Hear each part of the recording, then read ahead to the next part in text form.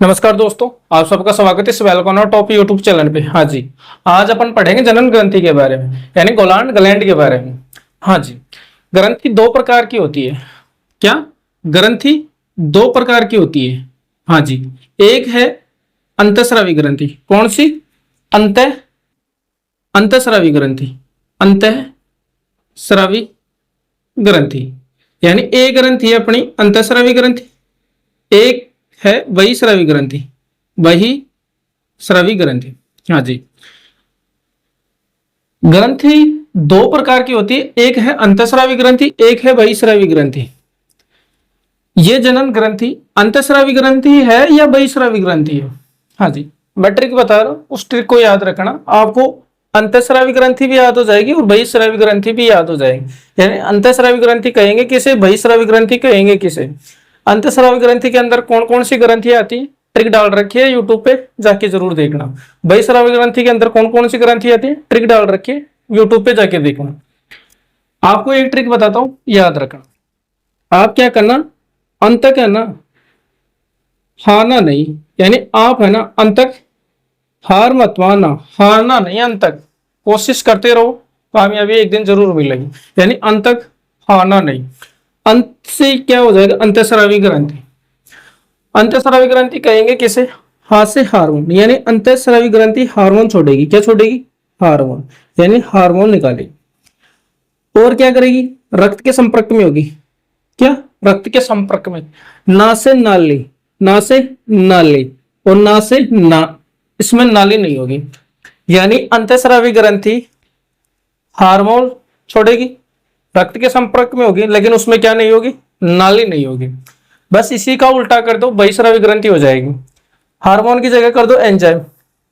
ये रक्त के संपर्क में है तो ये रक्त के संपर्क में नहीं होगा, यहां नाली नहीं है तो यहां नाली हो जाएगी, वो हो जाएगी बहिस्रावी ग्रंथि।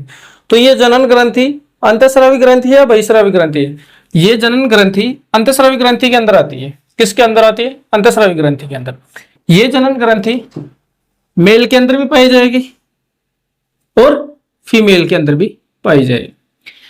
ये जनन ग्रंथि मेल के अंदर कौन सा हार्मोन छोड़ेगी, फीमेल के अंदर कौन सा हार्मोन छोड़ेगी, उसकी ट्रिक देखना। मेल के अंदर होता है टेस्टिस। टेस्टिस क्या होता है? टेस्टिस क्या होता है? टेस्टिस। हाँ जी, तो पुरुष के अंदर इस टेस्टिस से याद रखना क्या, testosterone. Testosterone hormone, testosterone hormone, यानी पुरुष के अंदर ये हार्मोन छोड़ेगी जनन ग्रंथि। कौन सा हार्मोन?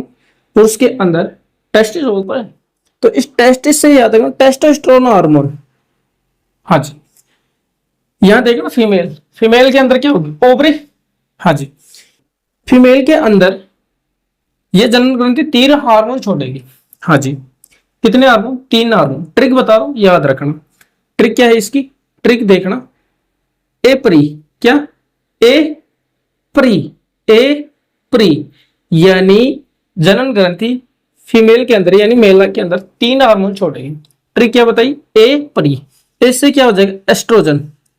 एस्ट्रोजन, हाँ जी, ये एस्ट्रोजन पीरियड के टाइम में काम आए। किसके टाइम में? पीरियड, पीरियड में सहायक है एस्ट्रोजन। तो ऐसे क्या हो जाएगा, प्रोजेस्ट्रोन। Progesterone, progesterone, progesterone. हाँ जी, प्रोजेस्ट्रोन क्या करेगा, ये हार्मोन ये प्रोटेक्ट करेगा, मतलब बच्चे की सुरक्षा करेगा, प्रोजेस्ट्रोन। री से क्या हो जाएगा, relaxin hormone. Relaxin hormone, relaxin hormone, relaxin hormone क्या करेगा, ऐसे समझना, रिलैक्स देगा। यानी बच्चे की डिलीवरी के टाइम में है ना, ये रिलैक्सिन हार्मोन सहायक है। अगर ये रिलैक्सिन हार्मोन कम रहा, कम हुआ, तो बच्चे की नॉर्मल डिलीवरी नहीं होगी। अगर ठीक ठाक रहा रिलैक्सिन हार्मोन, तो बच्चे की डिलीवरी आराम से हो जाएगी।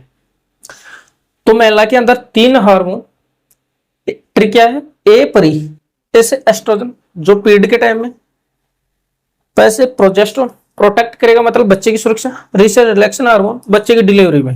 देखना, प्रोजेस्टेरोन प्रोटेक्ट करेगा बच्चे की, रिलैक्सन ये डिलीवरी के टाइम में काम आएगा, और ये एस्ट्रोजन पीरियड के टाइम में। हाँ जी, और टेस्टिस हार्मोन यानी टेस्टोस्टेरोन हार्मोन पुरुष के अंदर। देखना साहब, जनन ग्रंथि कौन सा हार्मोन छोड़ेगी, जनन ग्रंथि छोड़ेगी जनन हार्मोन। कौन सा हार्मोन छोड़ेगी, जनन हार्मोन। जनन हार्मोन। हाँ जी, यहाँ एक बात याद रखने की बात है, जितने भी हार्मोन होंगे ना वो सारे के सारे प्रोटीन के बने होते हैं।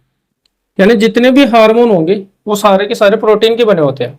हाँ जी, लेकिन ये जनन हार्मोन है ना, ये स्टेरॉइड के बने होते हैं। यानी स्टेरॉइड यानी जनन हार्मोन स्टेरॉइड के बने होते हैं, और जितने भी हार्मोन होंगे वो सारे के सारे किसके बने होंगे? प्रोटीन के बने होंगे। ट्रिक एक बार फिर से दोहरा रहा हूं, जनन ग्रंथि कौन सी ग्रंथि के अंदर आएगी? ग्रंथि के दो प्रकार हैं, अंतःस्रावी ग्रंथि, बहिःस्रावी ग्रंथि।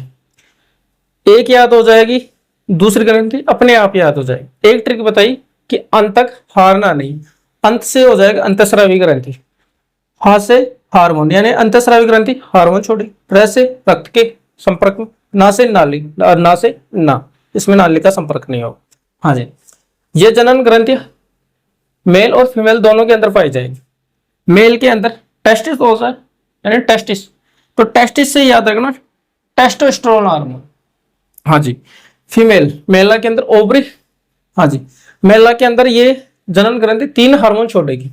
ट्रिक क्या बताई? ए परी, ऐसे एस्ट्रोजन, एस्ट्रोजन पीरियड के टाइम में यानी पीरियड में सहयोग देगा ये हार्मोन एस्ट्रोजन। पैसे प्रोजेस्टेरोन प्रोटेक्ट देगा यानी बच्चे की सुरक्षा देगा। डी से रिलैक्सिन हार्मोन यानी बच्चे की डिलीवरी के टाइम में ये सहयोग रहेगा हार्मोन, रिलैक्सिन हार्मोन। कौन सा हार्मोन? Relaxin hormone. और ये जनन ग्रंथि जनन हार्मोन छोड़ेगी। जितने भी हार्मोन होंगे वो सारे के सारे प्रोटीन के बने होंगे, लेकिन ये जनन हार्मोन स्टेरॉइड के बने होते हैं। किसके? स्टेरॉइड के बने होते हैं। तो ये बातें थी, आपको कितना फायदा मिला इन बातों से?